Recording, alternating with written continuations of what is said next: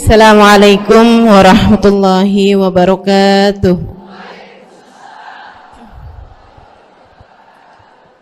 Alhamdulillah. Wassalatu wassalamu ala Rasulillah Muhammad ibn Abdillah wa ala alihi wa sahbihi wa man walah. Subhanaka la ilma lana illa ma 'allamtana innaka antal alimul hakim. Rabbi shrah li sadri wa yassir li amri wahlul 'uqdatan min lisani yafqahu qawli. Amma ba'du. Bismillahirrahmanirrahim. Allah Subhanahu wa taala jadikan ada bulan-bulan yang lebih utama daripada bulan-bulan yang lain.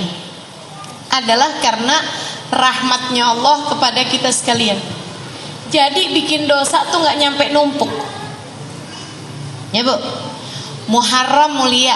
Kalau dari bulan pertama nih, Muharram mulia. Kita di bulan Muharram ada yang namanya tanggal 10, disebut dengan nama hari Asyura, ya kan? Muharram mulia. Abis gitu ketemu Sofar nggak ada.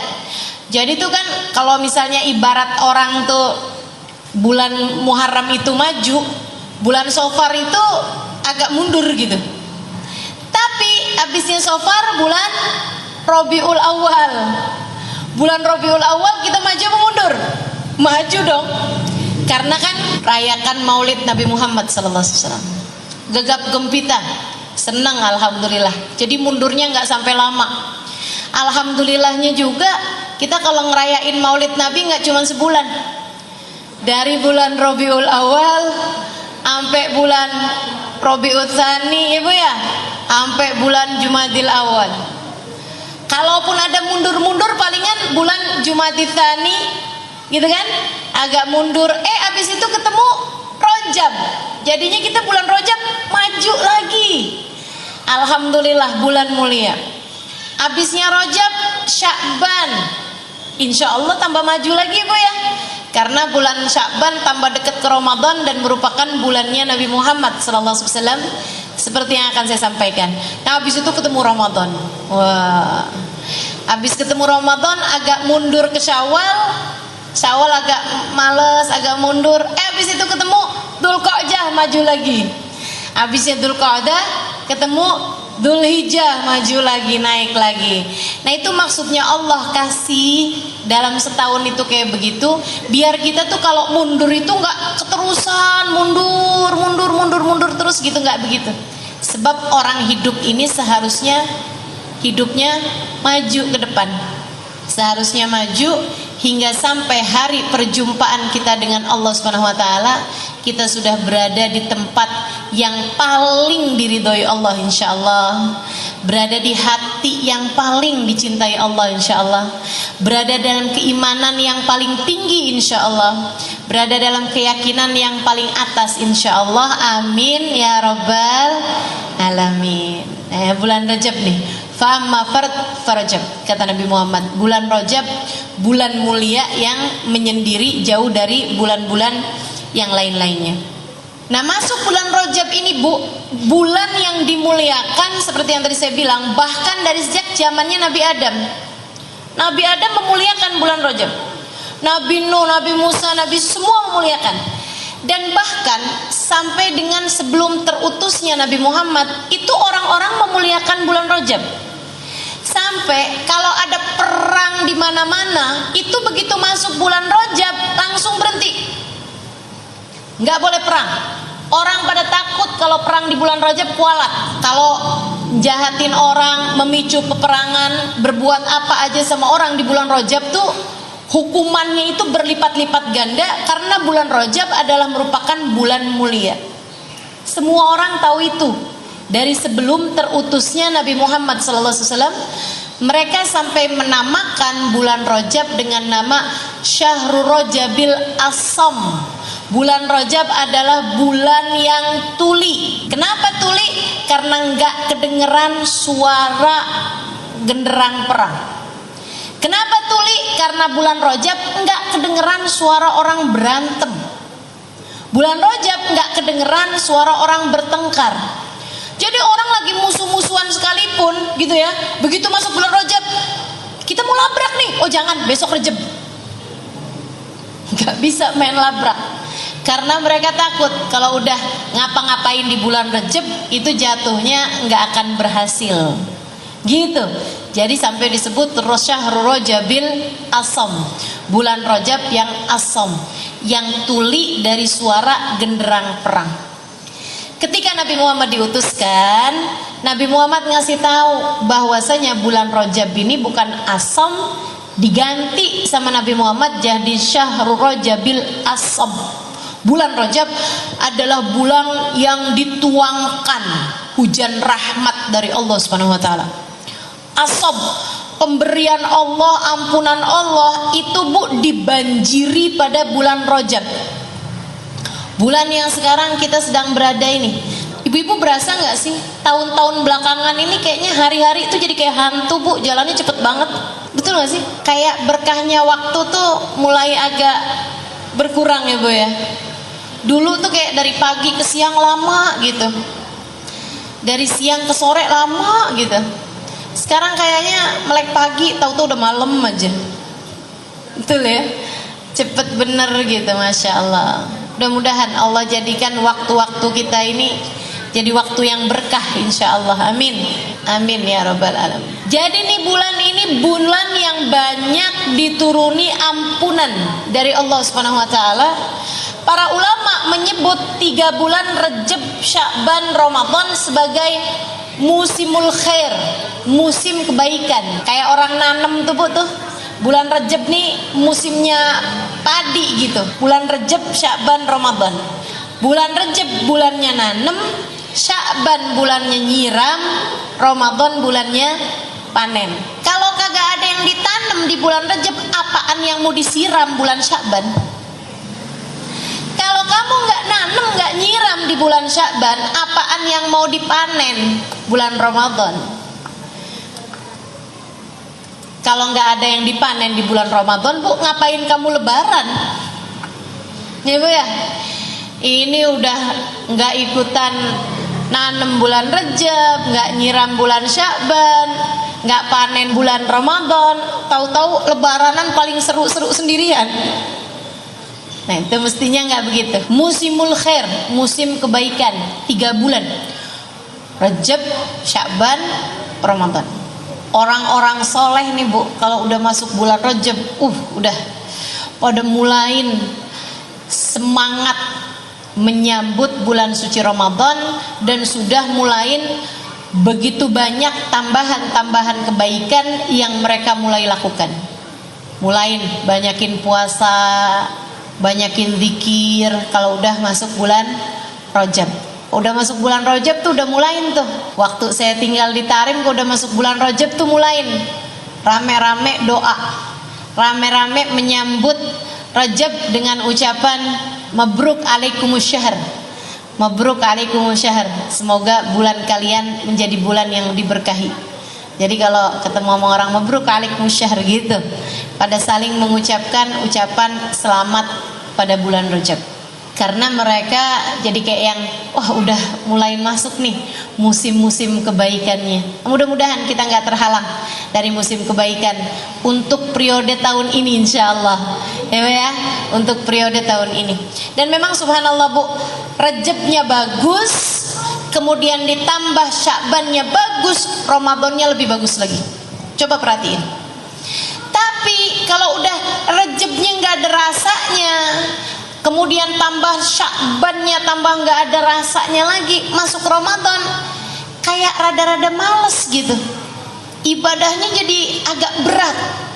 Itu kayak orang yang belum waktunya panen tapi maksa dipanen, akhirnya pada gagal panen ya Bu ya, pada gagal mau panen kalau nggak dikerjain pada bulan dari sejak bulan Rajabnya. Ini cobain deh ibu-ibu, cobain bulan Rajabnya mulai nambahin dari kebiasaan yang ibu nggak lakukan di bulan-bulan yang lain.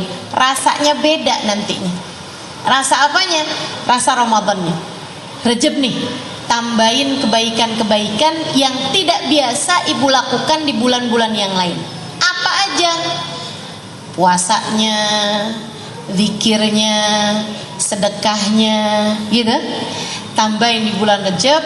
Terus jangan ditinggal di bulan Sya'ban, malah ditambahin dengan sholawatnya di bulan Sya'ban. Itu masuk Ramadan. Puasanya ringan, tarawehnya enak, baca Qur'annya banyak, ibadah malamnya nikmat, gitu. Kalau Rajabmu bagus, Sya'banmu bagus, Ramadannya akan berasa berbeda daripada Ramadan yang sebelumnya. Dan Bu, ini masih lagi musim pandemi, kita nggak pernah tahu umur kita sampai berapa. Sebenarnya sih nggak musim pandemi juga kita emang nggak pernah tahu umur kita berapa ya Bu ya.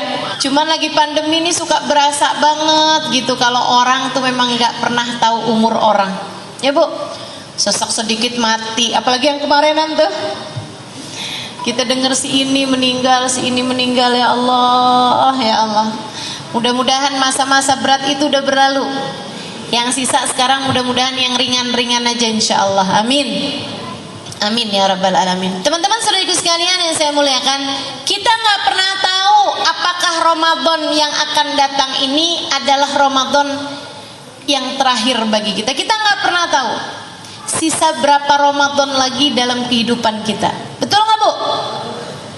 Bu, yang tahun kemarin masih ada dan tahun ini udah nggak ada, banyak banget loh.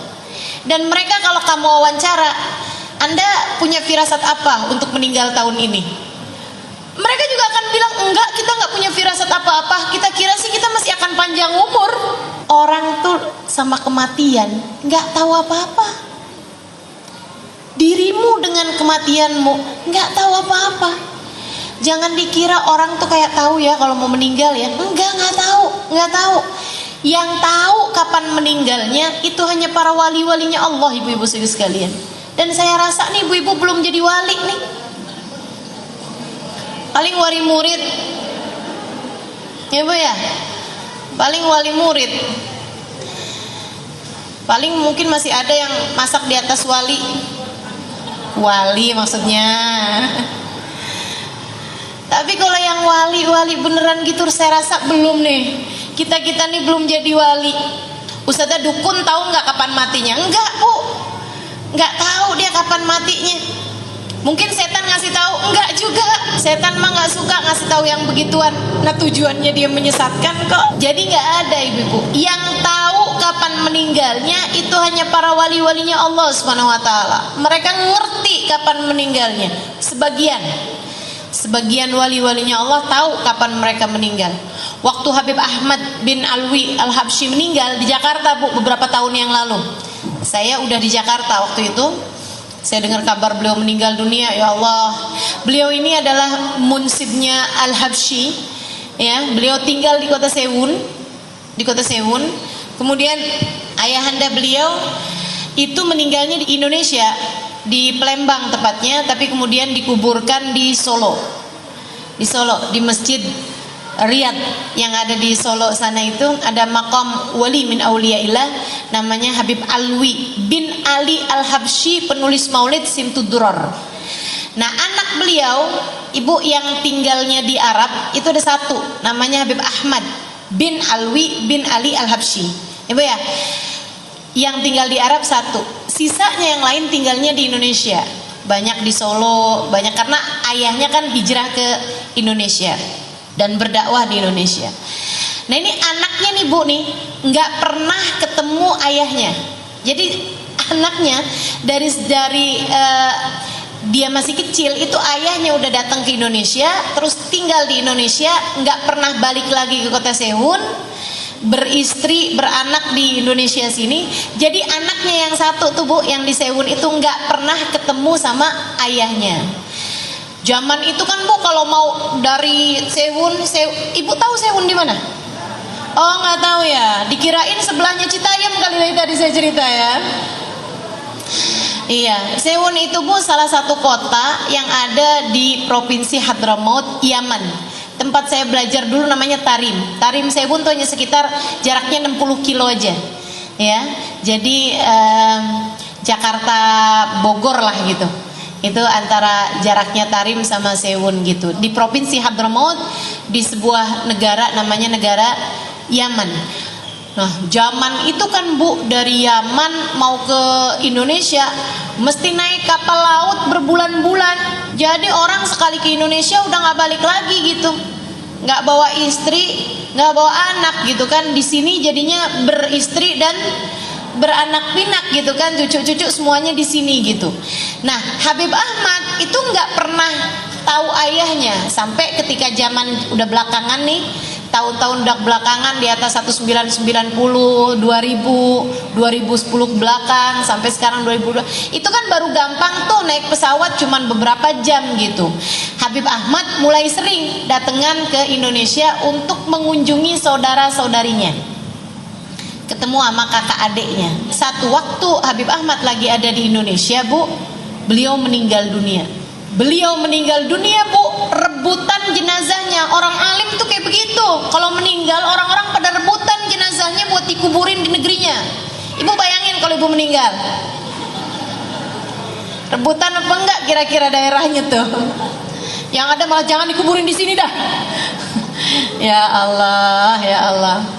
Masya Allah, ibu-ibu sekalian, jadi waktu beliau meninggal, saya nggak ingat tahun 2000 berapa itu ya, mungkin sekitar 2010 barangkali begitu, hampir-hampiran kurang lebih segitu ya. Nah itu beliau itu Bu, orang-orang rebutan, katanya orang-orang Jakarta, kuburin di Jakarta aja. Jadi kita alhamdulillah ketambahan satu makom lagi untuk kita ziarahin ya Bu ya, karena makomnya orang soleh tuh Bu, tempat turunnya hujan rahmatnya Allah, makomnya para wali, makomnya orang-orang yang mulia. Habib Ahmad ini Bu, salah satu orang mulia yang pernah saya temuin. Ibadahnya, akhlaknya, kemuliaannya, masya Allah, ilmunya luar biasa. Jadi orang Jakarta nih, keluarganya yang ada di Jakarta, udah dikuburin di sini aja. Meninggal di sini berarti dimakamin di sini. Orang-orang Solo pada bilang, enggak dong, dikuburinnya di Solo, biar barengan sama abahnya, sama ayahnya gitu. Ayahnya dikuburin di Solo dan dikuburin di Solo. Katanya orang Jeddah, anaknya itu ada yang ada di Jeddah. Dia bilang, boleh nggak dikirimin ke Jeddah aja, biar saya kalau mau ziarah ayah saya deket gitu. Katanya orang Sewunnya, orang Yamannya, mereka bilang beliau ini kan aslinya orang Yaman, jadi sebaiknya dikembalikan, naikkan pesawat jenazahnya, jadi dikuburkan di Yaman aja bersama dengan seluruh keluarganya. Kita kuburkan di dekat sama kuburan kakeknya, yaitu Habib Ali Al-Habsyi, penulis kitab Maulid Simtud Duror yang ibu-ibu biasa baca itu. Rebutan Bu, namanya orang soleh jenazahnya, dan mereka semuanya mau, ayo deh bayar deh, yang penting dikuburin di Sewun gitu, atau yang penting dikuburin di Jeddah. Ibu-ibu sih sekalian, lagi mereka ribut-ribut mau dikuburin di mana, datang salah satu dari teman beliau, temennya Habib Ahmad. Dia bilang, Habib Ahmad pesen kalau beliau meninggal dunia, tolong buka tas koper yang kemana-mana beliau selalu bawa. Jadi ada orang soleh nih Bu ya, seorang wali min auliya, seorang ulama, kemana-mana memang kalau pergi kemana selalu aja bawa tas koper gitu. Orang-orang nggak tahu isinya apa gitu kan. Tapi waktu beliau meninggal dunia, beliau pesen sama salah satu temennya, nanti kalau saya meninggal dunia mintain orang buat buka koper itu. Jadi akhirnya Bu, dibukalah si koper itu. Ibu tahu isinya apa? Ibu nggak tahu, saya juga enggak deng. Saya tahu isinya karena saya diceritain ya Bu ya.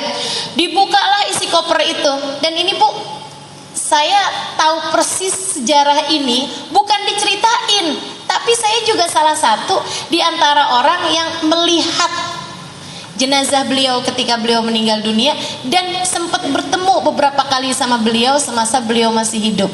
Makanya kalau saya pikir-pikir, kenapa gitu ya, saya tuh banyak ketemu sama orang-orang soleh di masa saya hidup nih. Saya sangat bersyukur itu, tapi saya lama loh mikirin ini. Kenapa ya? Saya tuh dari sejak di Hadramaut, kemudian dari sebelum di Hadramaut juga di Indonesia sini juga banyak berguru dengan orang-orang soleh-soleh gitu. sampai ke Hadramut banyak ketemu orang soleh, baik laki-laki maupun yang perempuannya, hubabah-hubabah, wali-walinya Allah Subhanahu wa taala, para habaib-habaib, para ulama-ulama dunia, kelasnya dunia ibu-ibu sekalian. Dan saya bisa tulis itu di buku Bidadari Bumi 1 maupun 2 ya Bu ya. Itu setelah saya pikir-pikir, subhanallah, emang kayaknya kenapa saya mesti ketemu sama banyak orang-orang soleh di atas muka bumi ini? Selain mudah-mudahan itu rahmat Allah buat saya, juga karena Allah tuh sayang sama ibu-ibu semua nih. Biar ada yang bisa saya ceritain sama ibu-ibu, biar ibu-ibu ngerti gitu. Walaupun ibu-ibu gak ketemu nih, kata Allah, nih saya kasih buat kamu. Kamu gak ketemu sama mereka, tapi saya kasih buat kamu seseorang yang saya izinkan ketemu sama para kekasih-kekasih saya, sehingga dia bisa menceritakannya kepadamu tentang kekasih-kekasihku. Nah, Allah rahmatnya terhadap dirimu luar biasa. Ini salah satunya nih, Habib Ahmad ini ibu-ibu saudaraku sekalian, Habib Ahmad bin Alwi Al-Habsyi. Saya sempat berjumpa sama beliau beberapa kali dan juga mendapatkan berkah doa insyaallah dari beliau juga ya Bu ya. Dibukalah Bu kopernya itu. Di dalamnya Bu isinya kain kafan. Ada ya orang pergi kemana-mana yang dibawa tas koper isi di dalamnya kain kafan. Siapa di antara kita ini yang sudah mulai mempersiapkan kain kafannya? Jadi yang dibawa dalam koper bukan surat tanah Bu, bukan STNK mobil atau motor ibu-ibu saudaraku sekalian, bukan surat kendaraan, bukannya paspor ataupun visa atau apa gitu. Isi di dalamnya ibu-ibu saudaraku sekalian adalah kain kafan, lengkap dengan minyak wanginya, lengkap dengan sabun mandiin jenazahnya. Semua udah dipersiapkan sama beliau. Kemudian ada suratnya. Ada suratnya. Isi suratnya, sesudah alhamdulillah wassalatu wassalam, surat itu adalah surat wasiat beliau ya Bu ya. Kemudian beliau bilang kayak begini, apabila saya meninggal dunia pada hari ini, jam ini, di Jakarta, itu disebutin sama beliau semuanya Bu, lengkap. Harinya tuh waktu itu saya nggak inget banget hari apa, tapi udah disebutin harinya di situ. Itu ditulis di situ Bu, di jam, di waktu, di hari yang persis sama dengan kemeninggalan beliau. Udah janjian rupanya sama malaikat Israel, para wali-walinya Allah tuh udah saling kontak rupanya sama malaikat Israel. Aneh kapan meninggal kasih bocoran apa kayak begitu, sampai persis Bu, waktunya, harinya, tanggalnya, di tempat di mana dijelaskan sama beliau di situ. Bisa pas banget kayak begitu. Ibu mau dokter profesional kayak gimana, nggak pernah tahu kapan dia mati, jam berapa, waktunya kapan. Betul apa enggak? Walinya Allah nih luar biasa, kasihnya Allah. Emang di atas dokter, di atas profesor, di atas semuanya orang Bu. Emang orang paling pinter ya para kekasih-kekasih Allah, sebab mereka adalah orang yang paling dekat dengan zat yang maha pandai, maha tahu segalanya, yaitu Allah Subhanahu wa ta'ala. Kemudian beliau pesan, nanti tolong kuburkan saya di Solo, sebab saya ingin bersebelahan dengan ayah saya. Kuburkan saya di samping ayah saya, tapi agak mundurin sedikit, karena sebagai anak saya ingin berada di dekat ayah saya, di belakang ayah saya. Masya Allah. Sebab saya sewaktu hidup di dunia tidak pernah dekat dengan ayah saya. Saya ingin di dalam alam barzah saya bisa dekat dan bersama dengan ayah saya. Masya Allah. Ya udah deh, jenazahnya akhirnya dikirim, dibawa dipesawatin, ya Bu ya, dinaikin sampai ke sana.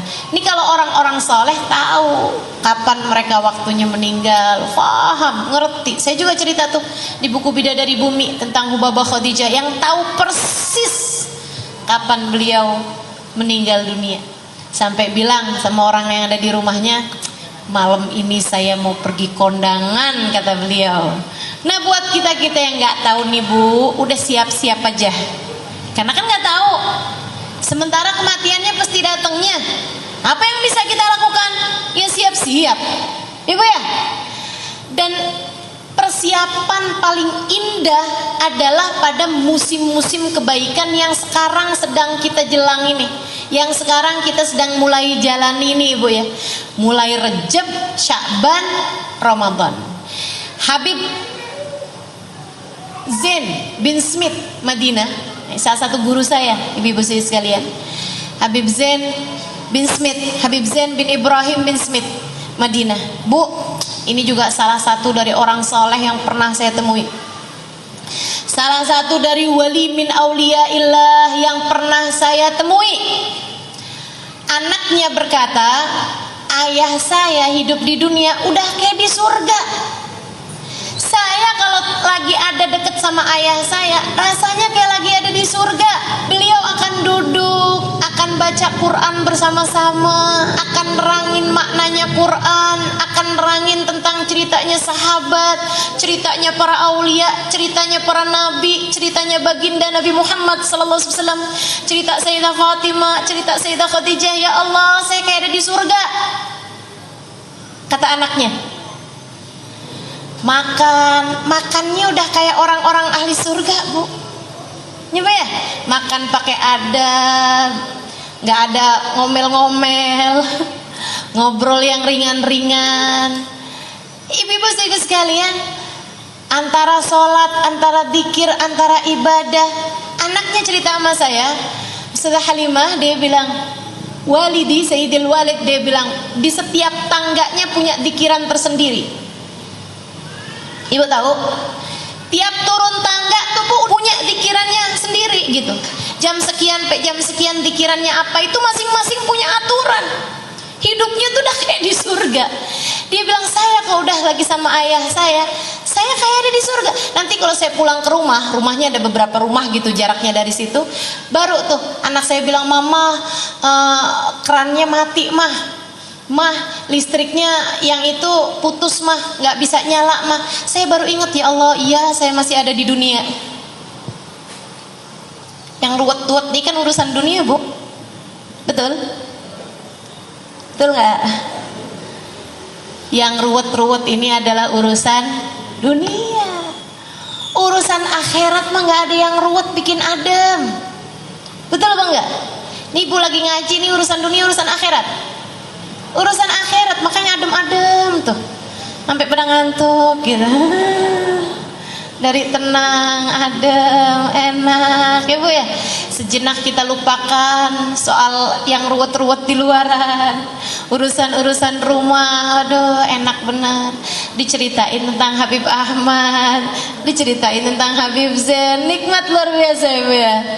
Ibu-ibu sekalian, Habib Zain ini mengatakan tentang bulan Rajab, katanya Habib Zain, Rajab syahrut tahliyah, wa Sya'ban syahrut tahliyah. Rajab bulan berbersih, bulan bebersih, Sya'ban bulan berhias, dan Ramadan bulan bersanding. Beliau mengibaratkan kayak pengantin.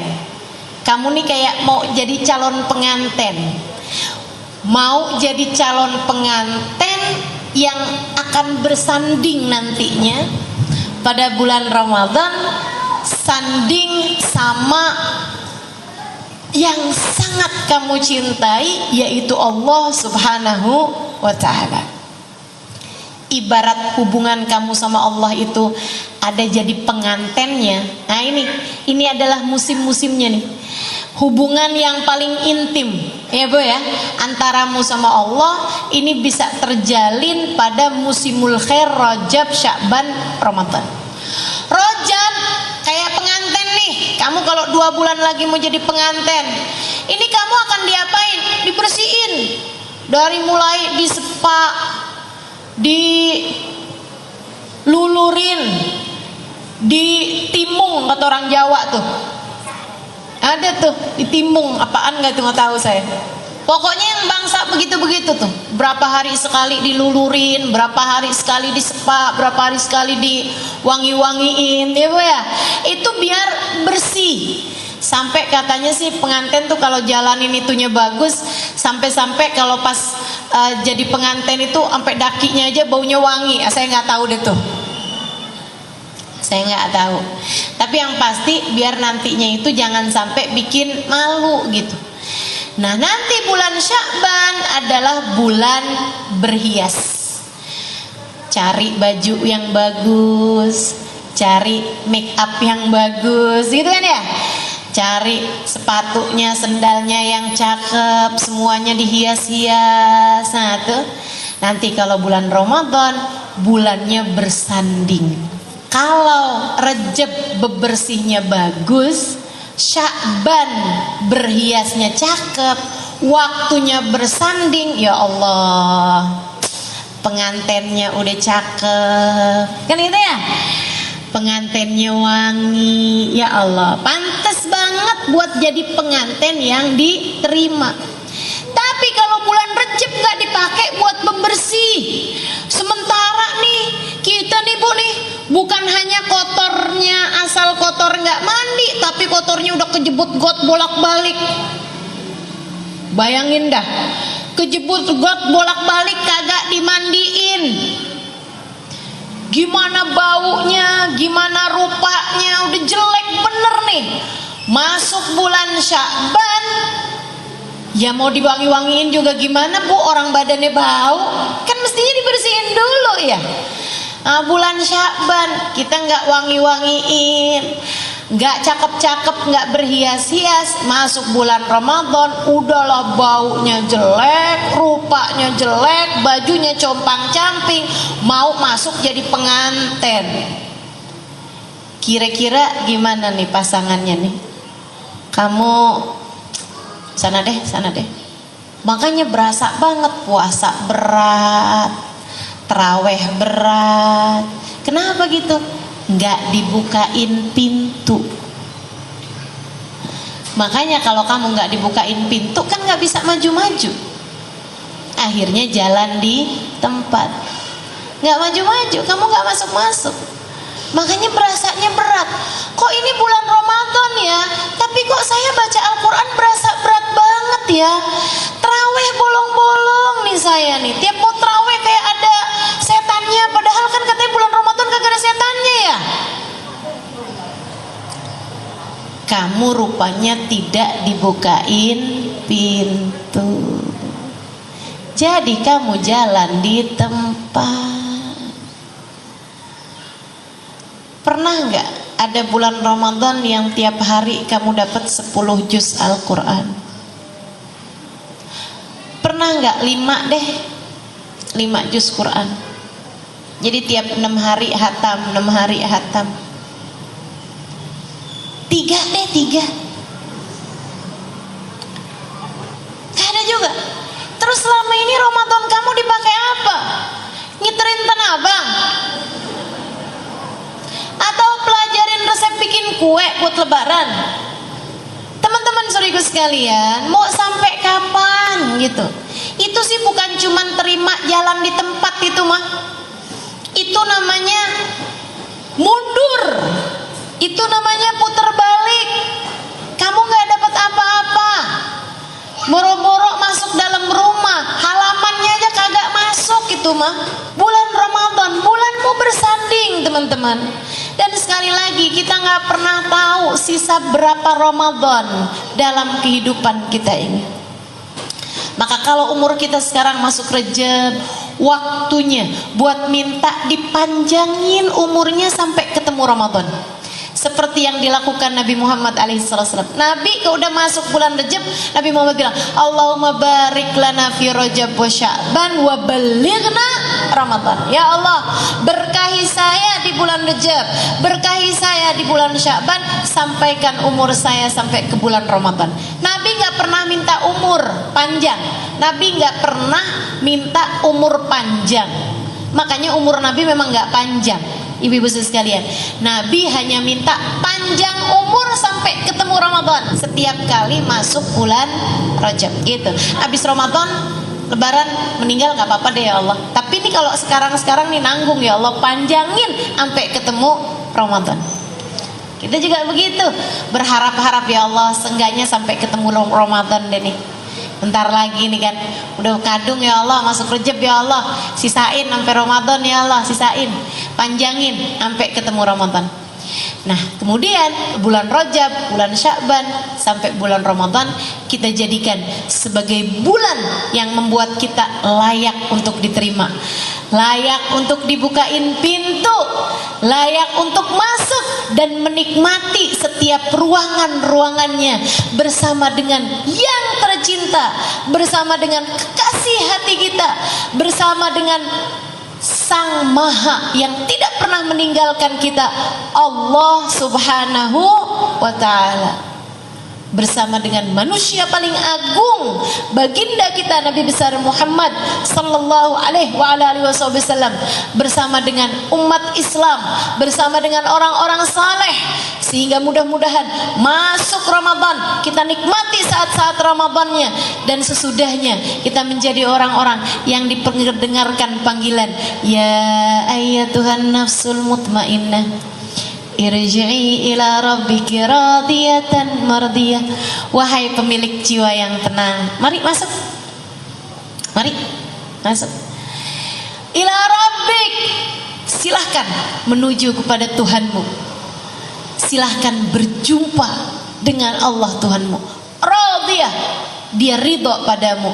Mardiyah, kamu ridho padanya dan Allah pun ridho padamu. Kamu cinta padanya, Allah pun cinta padamu.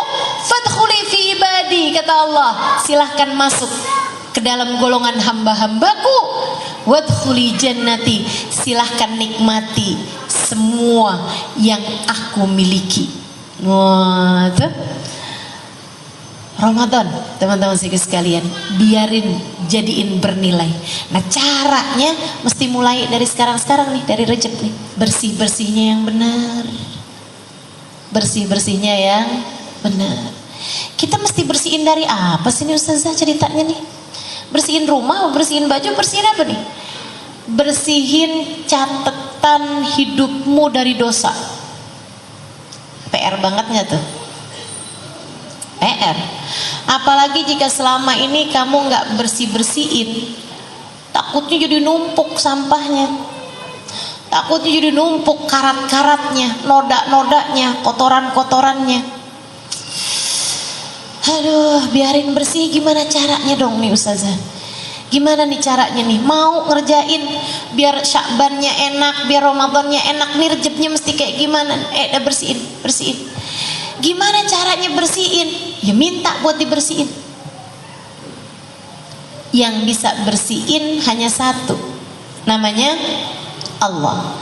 Yang bisa ngapusin dosa-dosa kita dari catatan amal perbuatan kita hanya satu, fa innahu la yaghfirud dzunuba illa anta. Sesungguhnya tidak ada yang dapat mengampuni dosa-dosaku ya Allah kecuali Engkau ya Allah. Karenanya bulan Rajab jangan jauh-jauh dari permohonan ampun, jangan jauh-jauh dari istighfar, jangan jauh-jauh dari minta maaf sama orang-orang yang kita pernah berbuat salah, dan jangan numpukin dosa. Walaupun orang-orang banyak minta-minta maaf pada hari Lebaran, saya sih lebih cenderung nih bulan Rajab nih, bulan Rejab nih jadiin bersih-bersih. Kalau kamu punya salah-salah sama orang, bulannya ini bulan Rejab, bulan bersih-bersih dari salahnya orang. Jadi yang masih lagi beranteman, dah, buruan. Sebelum masuk tambah banyak Rejabnya, minta maaf satu sama lain. Ya Bu ya, yang lagi masih ada nggak enak hati sama orang, udah buruan saling memaafkan satu sama lain. Saudara-saudari, kakak adik yang masih rebutan urusan warisan nggak kelar-kelar nih, nggak tahu berapa M nih warisannya nih, sampai bikin jadi beranteman saudara sama saudarinya. Ya Allah bu, serem bener. Jangan sampai itu menjadikan ampunan yang Allah turunkan pada bulan Rajab terhalang darimu. Yuk, yang punya hati rasa perasaan benci nggak enak sama siapapun, bulan Rajab bulanmu untuk berkata saya sudah memaafkan dia. Jangan ada yang disisain, satu orang aja jangan. Jangan gini loh, ya Allah saya udah maafin salah semua orang ya Allah, kecuali dia tuh, yang itu nggak bisa saya ya Allah. Ya gimana enggak ya Allah, dia tuh rebut laki saya. Aduh. Udah Bu, udah nggak ada yang lebih berharga daripada Allah. Nggak ada yang lebih bermakna, bernilai bagimu lebih daripada ampunan Allah. Dan Allah akan mau menurunkan ampunannya kepadamu jika kamu juga memaafkan, mengampuni dosa semua orang, dan kamu juga minta maaf, minta ampun sama semua orang. Minta maaf sama orang dan juga maafin salahnya orang. Ya Bu ya, man afa ufi. Siapa yang memaafkan salahnya orang, dia akan dimaafkan sama Allah. Coba periksa masing-masing. Mumpung masih bulan Rajab nih, periksa masing-masing. Ada nggak orang yang kamu sampai sekarang masih mengingat dia dengan penuh kebencian? Ada nggak orang yang sampai sekarang kalau kelebat wajahnya datang dalam ingatanmu, kamu langsung merasa marah kepadanya dan kamu bilang, aduh ya ampun, saya nggak bisa maafin dia?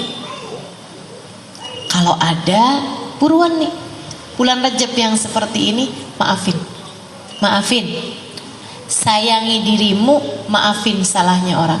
Kenapa gitu? Nih Bu, saya kasih tahu. Ampunan Allah tuh Bu, kalau mau turun, kealangan sama kamu yang nggak bisa maafin salahnya orang, itu hanya akan bergantung antara langit dan bumi. Nabi yang ceritain. Ampunan dari Allah atau bahkan hadiah-hadiah dari Allah, rahmatnya Allah, kalau mau turun pada diri seseorang, itu Ibu ya, kamu berbuat kebaikan, kamu hadir di majelis, kan turun rahmat nih, turun rahmat. Tapi kalau hati kamu masih menyimpan dendam kepada satu, nggak usah banyak-banyak, satu orang aja, dendam, pokoknya bener-bener kamu nggak bisa maafin dia gitu, itu Ibu serius sekalian, gantung. Yang lain-lain nih kejatuhan nih, kamu gantung di langit-langit, nggak bisa turun. Apa kata Allah? Allah bilang sama malaikat, unduru hatta yasallaha, yang buat dia tungguin sampai dia damai, sampai dia akur, sampai dia bisa maafin, sampai hatinya lega, baru bisa turunin. Kalau nggak lega-lega, ya nggak turun-turun. Makanya kalau ibu-ibu nih, misalnya gitu ya, ibu rajin berbuat kebaikan, betul. Tapi ibu punya satu dendam yang ibu nggak pernah bisa maafin, itu Bu, yang lagi delay nih pemberiannya Allah, numpuk di atas. Sampai ketika kamu bilang, ya Allah, saya sudah memaafkan dia ya Allah, jatuh banyak banget ke ibu-ibu. Jangan biarkan pemberian Allah delay, tertunda dari atasmu itu. Biarkan ia membanjiri dirimu, biarkan ia datang dalam hidupmu.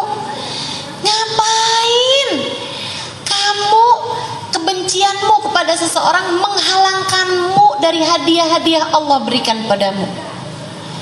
Enggak segitunya berharga tuh orang sampai bisa menghalangkan kebaikan bagi dirimu. Kalau kamu menganggap orang itu enggak berharga, ya udah maafin. Betul apa enggak? Sehingga semua pemberiannya Allah datang kepadamu. Sayang. Udah lupain. Apa sih yang orang kerjain sama kamu sampai kamu enggak bisa maafin? Bu, ingat, semua yang terjadi juga dengan izin Allah. Gak ada orang bisa jahatin kita kecuali dengan izin Allah. Semuanya Allah yang nentuin Bu. Dan Allah ketika menentukan sesuatu untukmu, meski sepahit apapun pasti ada kebaikan dalam dirimu.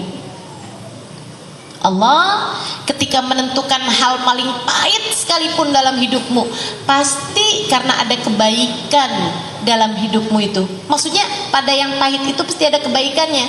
Kamu dimusuhin orang, kamu difitnah orang, kamu ditipu orang, kamu ngerasa anak kamu dicelakain orang, gitu ya. Suami kamu diinin orang, kamu disihir orang, sampai kamu jadi sakit-sakitan, sampai kamu jadi andai kayak gitu sekalipun, nggak ada yang bisa terjadi kecuali dengan izin Allah. Nah, Allah kenapa kasih saya barang pahit kayak begini? Semacam dokter. Dokter ketika ngasih pil, ada nggak pil yang rasanya enak? Hobi minum obat, ada nggak di sini yang kayak gitu? Nggak ada. Pil tuh semua pahit. Semua jenis pengobatan rasanya nggak enak. Apa yang enak? Pengobatan tuh apaan? Kalau nggak di kalau nggak minum pil pahit, kalau nggak disuntik, enak apa nggak disuntik? Ada nggak orang sini yang hobinya disuntik? Nggak ada pasti. Apalagi pengobatan, dioperasi, ya Allah, enak. Sakit, nggak enak. Apalagi kalau penyakitnya berat, diapain nih obatnya? Di kemo. Ibu tahu di kemo itu diapain? Dimasukin obat yang membuat badanmu itu panasnya, jadi sel-selnya itu dipanaskan hingga dapat membunuh semua sel-sel yang ada dalam tubuh. Itu di kemo. Enak. Banyak orang meninggal dunia saat sakit kanker itu ya Bu ya. Bukan karena sakitnya Bu, tapi karena sakitnya kemoterapi yang mereka jalanin. Ibu-ibu sekalian, sakit tuh pengobatannya nggak ada yang enak. Demikian pula dengan hal-hal pahit yang datang dalam kehidupan kita, itu adalah cara Allah sebagai dokter yang paling profesional untuk bisa mengobati penyakit-penyakit kita sekalian. Nggak apa-apa. Pil pahit itu Bu, udah terlanjur nyampe di tenggorokan. Dikeluarin pahit, ditelan pahit, mendingan ditelan. Bikin sehat, walaupun pahit tapi bikin sehat. Nih kalau ibu-ibu dijahatin orang, ibu nggak mau maafin orang itu, tuh kayak ibu makan pil pahit, udah nyampe di tenggorokan ibu keluarin, udahlah pahit, ibu nggak sehat pula. Betul? Jadi maafin apa enggak nih? Insya Allah. Dah maafin aja. Ibu-ibu sekalian, dan salah satu hal yang membuat saya memutuskan untuk saya dalam hidup nggak mau nyimpen kebencian terhadap siapapun. Belajar, berusaha untuk nggak narok kebencian di hati saya kepada siapapun.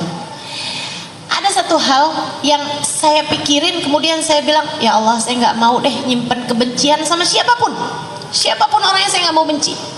Mau dibikin apa dalam hidup saya, dan alhamdulillah sih juga kebanyakan atau mayoritas orang semuanya berbuat baik ya Bu ya. Jarang juga kan yang berbuat jahat sama kita ini. Betul nggak? Ibu-ibu sekalian, yang membuat saya memutuskan untuk saya nggak mau punya musuh, atau saya nggak mau punya orang yang saya benci, saya taruh permusuhannya dalam hati saya selamanya gitu. Saya akan sayangi semua orang, meskipun cara sayang bisa beda-beda ya Bu ya, tapi maksudnya saya akan sayangi siapapun. Karena saya pernah dengar Hubabah Nur pernah bilang gini, guru saya Al-Mukarramah wal Muhtaramah Hubabah Nur, mudah-mudahan Allah panjangkan umurnya, Allah sehatkan badannya. Kita para murid-muridnya masih sangat memerlukan beliau. Ibu-ibu sekalian, Hubabah Nur pernah bilang kayak begini nih, kalau kamu meninggal dunia bawa kebencian sama satu orang, nggak usah banyak-banyak orang, sama satu orang, kamu nggak bisa maafin dia, pokoknya nggak bisa, saya nggak bisa maafin dia. Aduh dosanya udah sama saya, sakit hati bener-bener saya dah, gara-gara dia tuh saya begini, saya begitu. Kamu nggak bisa maafin dia, satu orang. Nanti kalau ibu-ibu masuk dalam alam kubur, ketika ditanya pertanyaan man rabbuka, kamu bisa jawab. Tapi pertanyaan apa kitabmu, panduanmu dalam kehidupan, kamu bisa jawab. Pertanyaan apa kamu bisa jawab? Pertanyaan apa kamu bisa jawab? Sampai di pertanyaan, siapa saudara-saudaramu? Siapa saudara-saudaramu? Malaikat ada pertanyaan kayak gitunya loh. Man ikhwanuk? Salah satu pertanyaan malaikat. Nih Nabi Muhammad baik banget, udah dibocorin pertanyaannya.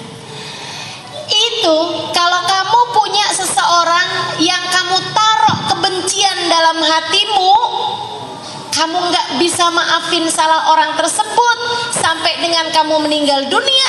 Waktu ada pertanyaan man ikhwanuk, siapa saudara-saudaramu, orang itu akan menjadi penghalang lisanmu dari berkata saudara-saudaraku adalah semua orang yang beriman. Al-mu'minuna ikhwani, orang-orang yang beriman adalah saudara-saudara. Kamu gak akan bisa jawab. Kenapa? Ya kalau kamu anggap saya saudara, kenapa kamu musuhin saya? Kalau kamu menganggap saya sebagai saudaramu, kenapa kamu gak bisa maafin saya? Bu, dan kalau kamu sampai gak bisa jawab pertanyaan itu dalam alam kubur, kamu gak akan bisa call a friend. Kamu gak akan bisa, apa yang bisa kamu lakukan ibu-ibu? Gak bisa ngapa-ngapain. Makanya saya pikir daripada saya gak bisa ngapa-ngapain di sana, lebih baik saya maafin aja dari di sini. Jadi ibu-ibu sekalian yang saya muliakan, maafin siapapun yang pernah berbuat salah padamu. Banyakin minta ampun, minta maaf sama Allah Subhanahu wa taala pada bulan Rajab yang seperti ini. Ya Bu ya. Selain daripada banyakin puasa sunnah, banyakin zikiran-zikiran, banyakin istighfar, minta maaf sama Allah Subhanahu wa taala, minta ampun sama Allah, ibu juga banyak minta maaf sama orang-orang di sekeliling. Kemudian ibu-ibu sekalian, habis sholat subuh sama habis sholat maghrib, habisnya salam dari sholat, langsung baca Allahumma ufirli warhamni wa tub alayya sebanyak 70 kali, insya Allah. Nah kalau kita jalanin nih dengan baik bulan Rajabnya, masuk bulan Sya'ban kita tambahin dengan sholawat kepada Nabi Muhammad, hubungan kita baik, insya Allah masuk bulan Ramadan kita dalam keadaan siap bersanding dengan Allah Subhanahu wa ta'ala, insya Allah. Rabbana zalamna anfusana wa illam taghfir lana wa tarhamna lanakunanna minal khasirin. Rabbana atina fid dunya hasanah fil akhirati hasanah wa qina adzabannar.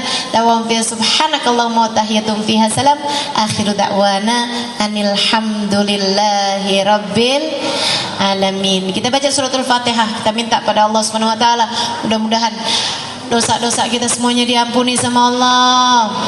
Dendam-dendam kita dalam hati kita diangkat jauh-jauh oleh Allah Subhanahu wa taala insyaallah. Mudah-mudahan segala permusuhan, segala iri dengki, segala kekesalan, segala unek-unek dalam hati kita semuanya dicabut jauh-jauh dari hati kita, digantikan dengan keimanan, digantikan dengan kesabaran, digantikan dengan keikhlasan, digantikan dengan kesyukuran atas segala apa yang terjadi dalam kehidupan kita insyaallah, sehingga kita menjadi hamba-hamba yang diterima oleh Allah Subhanahu wa taala. Dibukakan pintu selebar-lebarnya kepada kita sekalian, disayangi kita, dicintai kita oleh Allah Subhanahu wa taala, dan ketika datang ajal menjemput kita, kita sudah akan menjadi hamba-hamba yang tercinta di sisinya. Ala hadhihi niyyah bi kunniyatin salihah jami'ah syamilah ila hadratin Nabi Muhammad sallallahu alaihi wa ala alihi wasallam. Al-Fatihah. Bismillahirrahmanirrahim. Alhamdulillahirabbil alamin arrahmanir rahim maliki yaumiddin. Iyyaka na'budu wa iyyaka nasta'in. Ihdinas siratal mustaqim. Siratal ladzina an'amta 'alaihim ghairil maghdubi 'alaihim waladdallin. Amin. Terima kasih atas segala perhatiannya. Kurang lebihnya mohon maaf. Wal afu minkum. Assalamualaikum warahmatullahi wabarakatuh. Alhamdulillah. Wassalatu wassalamu ala Rasulillah Muhammad ibn Abdillah wa ala alihi wa sahbihi wa man wala. Subhanaka la ilma lana illa ma 'allamtana innaka antal alimul hakim. Rabbi shrah li sadri wa yassir li amri wahlul 'uqdatan min lisani yafqahu qawli, amma ba'd. Saudaraku sekalian yang saya muliakan, apa sih artinya hijrah? Hijrah itu artinya pindah. Pindah dari satu keadaan kepada keadaan yang lainnya. Diwajibkan untuk hijrah dari keadaan yang buruk menuju kepada keadaan yang baik. Kamu kalau ingin di hari akhirat nanti menuju ke surga, maka dari mulai sekarang pastikan jika sebelumnya kamu masih mengarahkan langkah menuju selain surga, kamu sudah harus memastikan langkah putar balik menuju surga. Maka saya akan sampaikan padamu beberapa pesan. Saya mau sampaikan 3 pesan aja terkait hijrah kita dalam kehidupan ini, sehingga mudah-mudahan semuanya dari dunia menuju surga, dari kehidupan di dunia ini hidup dalam keadaan bahagia, amin, sampai mati husnul khotimah, di akhirat nanti masuk surga. Sekali lagi mudah-mudahan hidup kita di dunia bahagia, mati husnul khotimah, di akhirat masuk surga. Kalau kamu pengen ketiganya, hidup bahagia, mati husnul khotimah, di akhirat menuju surga, nih saya kasih tahu 3 pesan saya. Yang pertama, bagusin niat. Apapun yang kamu lakukan, siapapun kamu, dan apapun yang kamu lakukan baru benar-benar bermakna apabila niatnya bagus.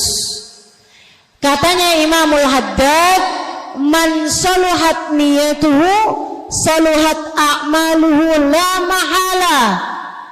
Orang kalau niatnya bagus, perbuatannya bakalan bagus pasti. Wa man sa'at niyatuhu sa'at a'maluhu la mahala. Dan kalau niatnya jelek, perbuatannya bakalan jelek. Wa in kanat fi suratihi hasanah, walaupun kelihatannya kayaknya bagus. Kalau udah niatnya nggak bagus, bakalan perbuatannya juga nggak bagus. Kayak ada tuh berapa tahun yang lalu mau pemilihan anggota dewan, nyumbang karpet masjid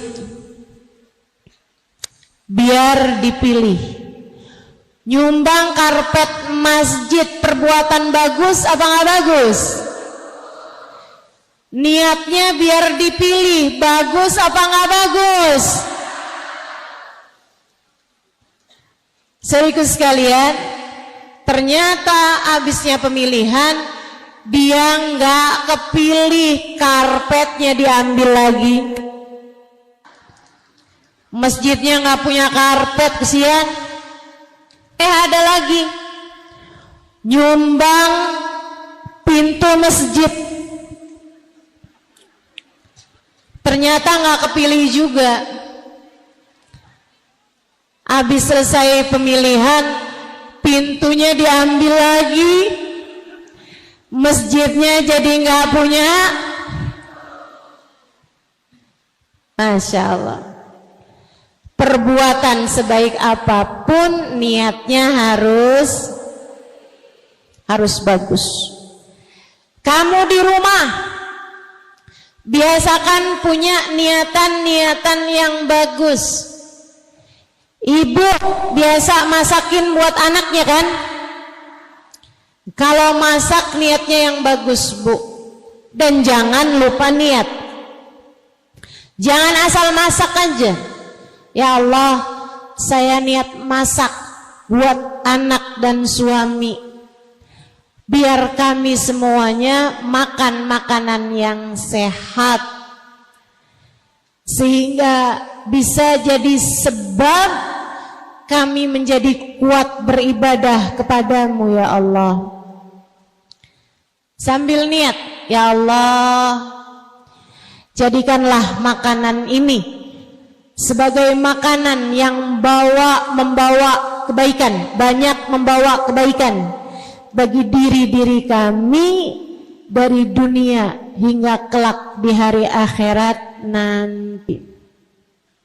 Jangan salah Bu, saya dulu waktu sekolah SD, waktu saya kecil, segini, kecil, biar begini saya pernah kecil juga loh Bu. Saya waktu sekolah SD itu, zaman saya kecil, selalu saja juara kelas dan tidak pernah merasa kesulitan untuk belajar. Saya mudah untuk masuk pelajaran-pelajaran yang diberikan. Setiap pagi sebelum berangkat sekolah, saya akan cium tangan abah saya, cium tangan umi saya, kemudian abah saya akan pegang ubun-ubun kepala saya. Beliau kemudian berdoa, barakallahu fik, disebul ubun-ubun kepala saya. Saya dulu meyakini bahwasanya apa yang dikerjakan abah saya membuat otak saya encer, sehingga saya lebih mudah mendapatkan pelajaran-pelajaran dan memahami ilmu yang saya dapat di sekolah.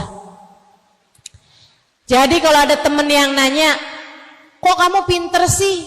Jawaban saya, iya, karena saya disebul sama abah saya, didoakan sama abah saya.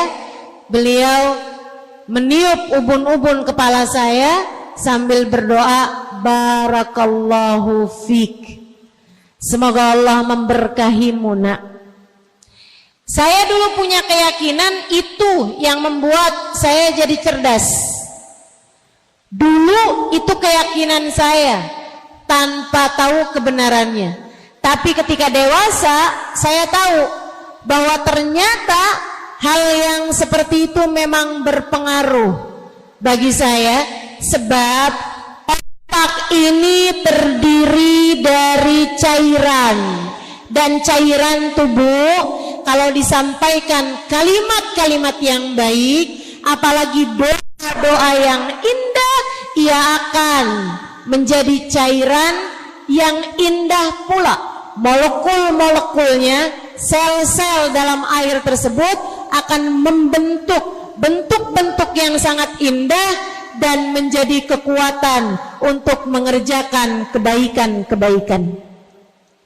Jadi para guru yang kepengen santri-santrinya, pelajar-pelajarnya pada pinter-pinter, jangan suka ngomel. Para ibu yang kepengen anakmu cerdas-cerdas, jangan suka marah-marah. Apalagi marah-marahnya sambil masak. Masakanmu itu semuanya cairan.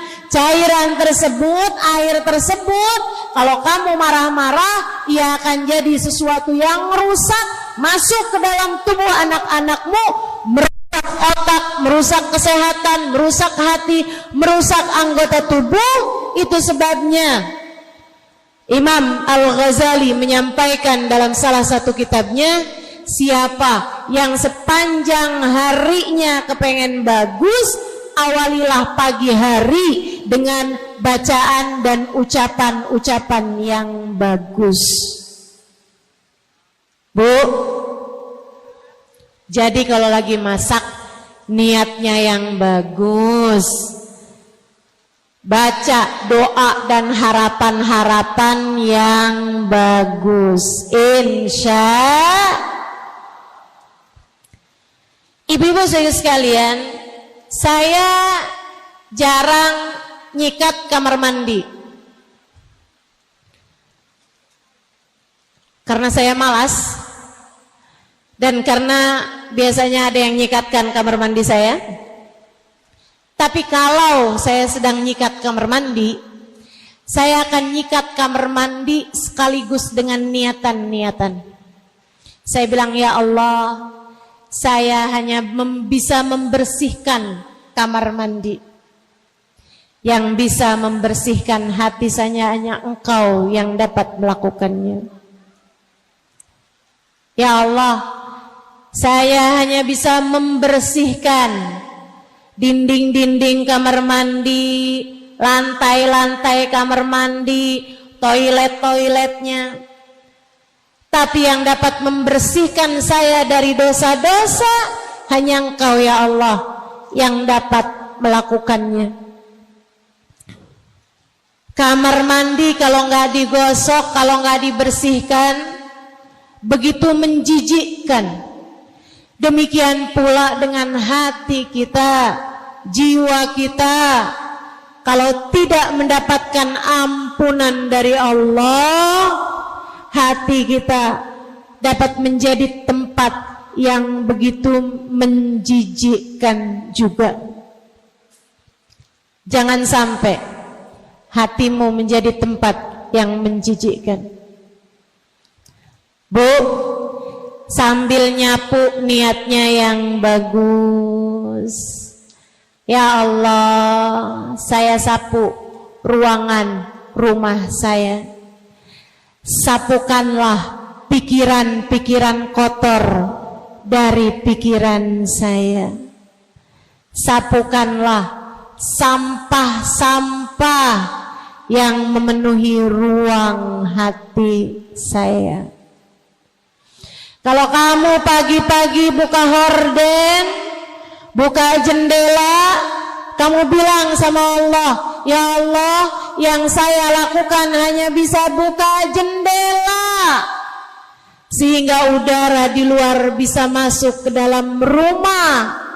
Saya minta kepadamu ya Allah, bukakanlah hati kami sehingga rahmat-Mu mudah untuk masuk ke dalam hati-hati kami. Niat dengan niat-niat yang bagus, insya Allah.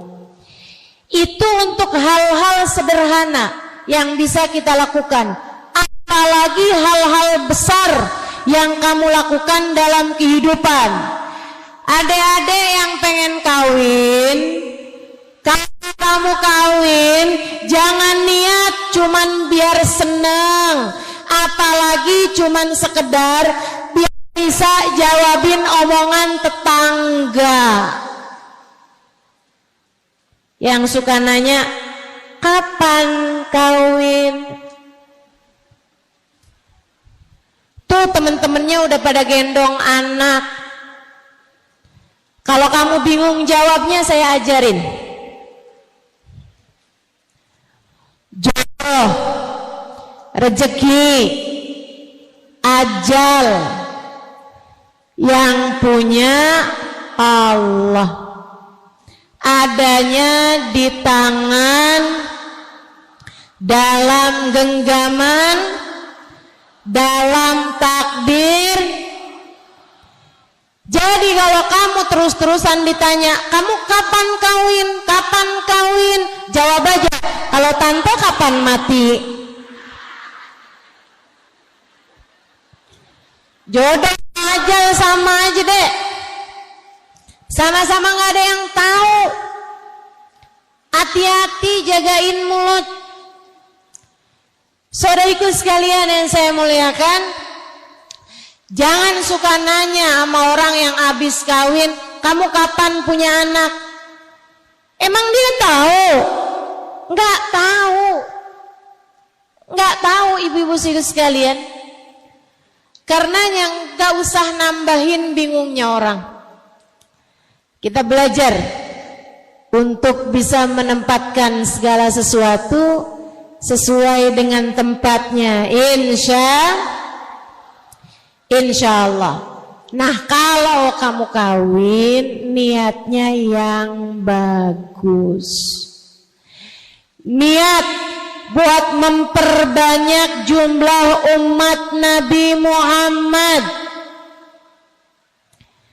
Sebab Nabi Muhammad mengatakan, tanakahu takfuru fa inni mubahin bikumul umam yaumal qiyamah.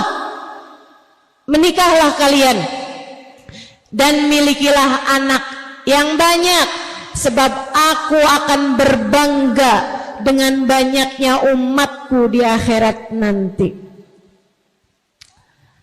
Kalau nikah, niat yang bagus, niat mengerjakan perintah Allah, niat memperbanyak umat Nabi Muhammad sallallahu alaihi wasallam, niat mengerjakan sunnahnya Nabi Muhammad.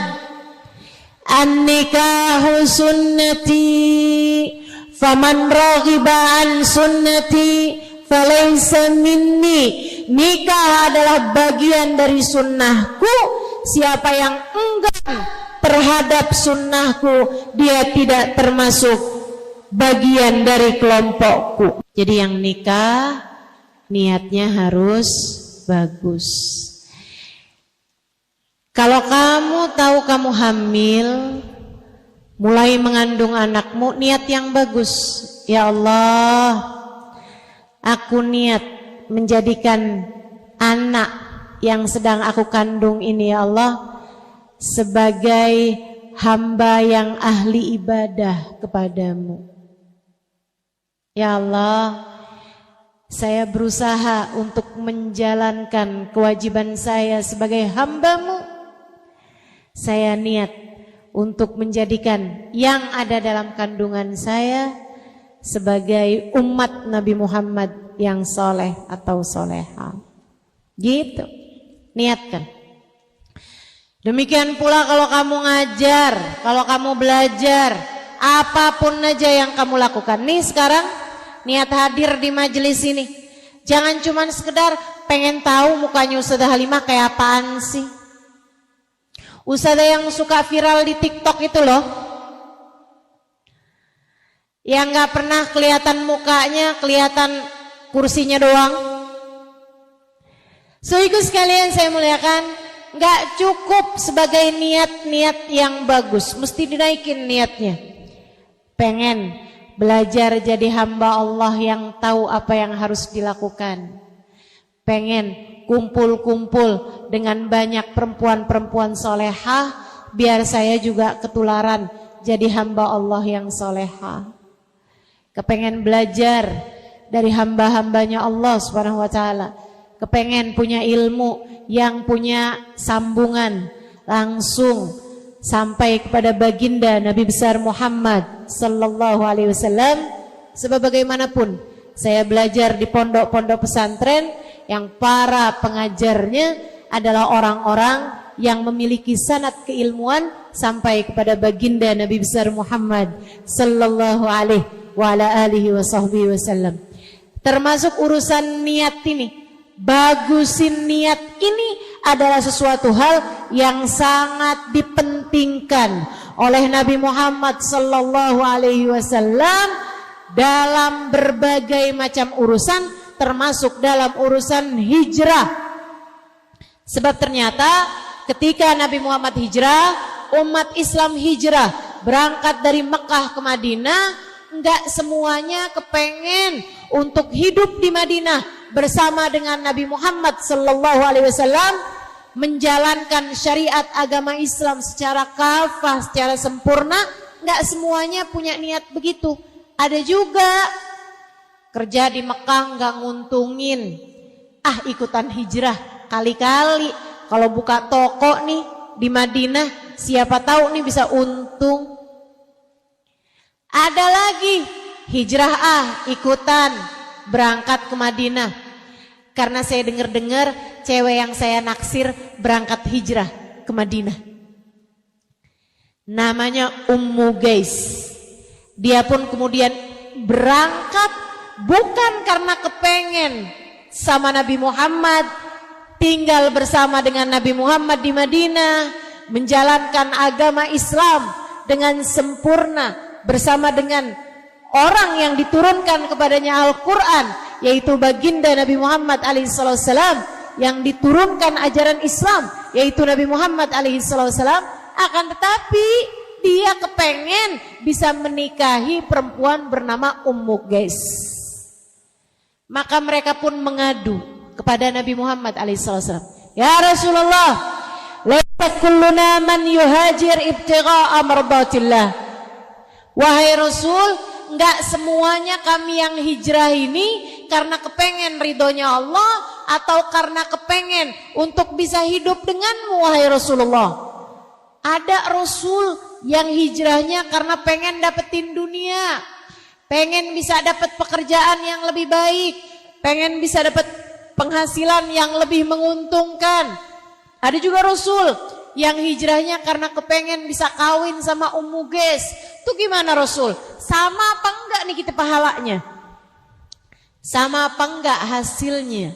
Sama apa enggak buahnya? Nabi Muhammad menjawab, innamal a'malu binniyat wa innamal likulli imri'in ma nawa. Sesungguhnya segala perbuatan tergantung niatnya, dan setiap orang akan diberi sesuai dengan niatnya. Faman kanat hijratuhu ilallahi wa rasulih fa hijratuhu ilallahi wa rasulih. Siapa yang hijrahnya kepengen ridha Allah, kepengen bisa hidup bersama dengan Nabi Muhammad, fa hijratuhu ilallahi wa rasulih, maka dia dapat pahala hijrahnya dari Allah, dan dia dapat kebersamaan, cinta, kasih sayang, syafaat dari Rasulullah. Faman kanat hijratuhu lid-dunya yusibuha. Siapa yang hijrahnya karena berharap dunia. Hadir majelisnya Ustazah Halimah. Siapa tahu entar ketemu orang bisa ngutangin saya. Lagi kering banget nih, nggak punya duit. Ntar kali-kali saya ketemu sama temen lagi zaman SMA bisa ngutang.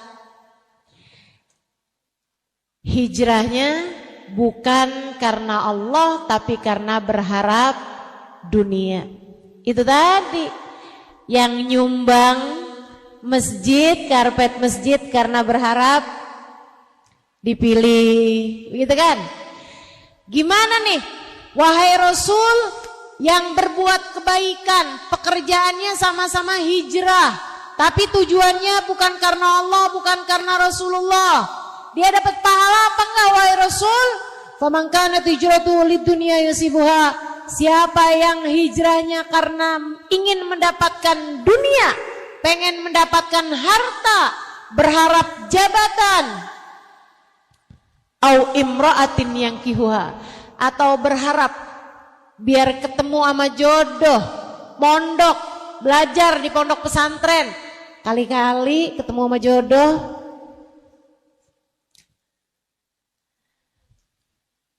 hadir pengajian, kali-kali entar dikenalin sama abangnya siapa kek gitu, sama anaknya siapa kek gitu. Kali-kali jodoh nih umur udah kepala 3 tapi jodoh belum datang-datang juga. Kalau seperti itu kata Nabi Muhammad, fa hijratuhu ila ma hajaru ilaih, maka dia enggak dapat apa-apa dari Allah dan Rasulnya. Dia hanya mendapatkan dunia yang dia inginkan atau mendapatkan jodoh seperti yang dia inginkan, itu juga kalau dapat. Selebihnya dari Allahnya nggak ada, dari Nabi Muhammad nggak ada. Makanya sayang. Sama-sama duduk di sini, sama-sama kebasahan, Ada tuh yang bajunya basah karena karpetnya basah. Ada? Banyak. Saya juga kaos kaki saya basah. Enggak apa-apa. Yang penting niatnya bagus. Yang penting niatnya benar. Duduk sama rata, pahalanya enggak sama. Salah satunya bergantung dari niat. Yang pengen dapat dari Allah, dia bakal dapat dari Allah. Yang pengen dapat dari Nabi Muhammad, dia bakal dapat dari Nabi Muhammad. Tapi siapa yang kepengennya cuman urusan dunia, siapa yang kepengenannya cuman urusan manusia, dia hanya dapat dari apa yang dia niatkan, itu pun kalau dapat. Sayang, yuk kita benerin niat. Yuk kita benerin niat. Dengan mikir, belum tentu yang kita inginkan dikasih sama Allah, tapi yang sudah pasti kita semuanya bakalan mati. Jangan sampai begitu kita mati gak ada apa-apa, gak ada hasil dari apa yang sudah kita kerjakan. Kita bilang, ya Allah, pahala sholat duha mana? Allah bilang, nah kamu sholat duha kan urusannya pengen dapat rezeki yang luas. Udah saya luaskan rezekimu waktu di dunia. Di sini sudah tidak ada lagi. Oh ya Allah, saya setiap malam baca surat Ar-Rahman. Iya, kamu memang membacanya, tapi kamu membacanya biar suami kamu tambah sayang. Udah saya kasih waktu di dunia. Sampai dengan kamu mati, suami kamu tidak pernah poligami. Kamu mati, suamimu baru kawin lagi, langsung 4. Saudara sekalian yang saya muliakan, kalau semua yang kamu lakukan di dunia hanya untuk mendapatkan dunia, lantas dengan apa kiranya kamu menghadap Allah Subhanahu wa ta'ala? Saya ulangi, ini penting buat jadi bekalanmu menghadapi tahun-tahun yang akan datang. Kalau semua yang kamu lakukan di dunia hanya untuk mendapatkan dunia, lantas dengan apa kamu nanti menghadap Allah Subhanahu wa ta'ala? Kalau semua perjuanganmu, semua keinginanmu, semua cita-citamu sebatas hanya urusan duniamu, bekalan yang mana yang akan kamu bawa untuk hari hisab? Bekalan yang mana yang akan kamu bawa untuk menghadap Allah Subhanahu wa ta'ala? Bekal yang mana yang akan kamu bawa biar pantas ada dalam rombongan baginda Nabi besar Muhammad sallallahu alaihi wasallam menuju surga Allah Subhanahu wa ta'ala? Karenanya Bu, saran saya, jangan bela mati-matian apa yang tidak kamu bawa mati. Jangan habis-habisan untuk sesuatu yang tidak kamu bawa mati. Yuk, mulai belajar meniatkan segala sesuatu buat dapat Allah, buat dapat rahmatnya Allah, buat dapat syafaatnya Rasulullah Muhammad sallallahu alaihi wasallam. Sebelum saya lanjutkan, saya mohon yang tadi foto saya tolong dihapus. Baik. Yang kedua, saya mau pesan berapa tadi? 3. Sekarang jadi 2 aja apa? Tetap 3. Oke, baik. Yang kedua, teman-teman saudara sekalian, ini jadi bekalanmu untuk ke depan. Bagusin amal soleh. bagusin ibadah. Yuk, kamu kalau bukan kamu yang mentingin urusan akhiratmu, siapa lagi?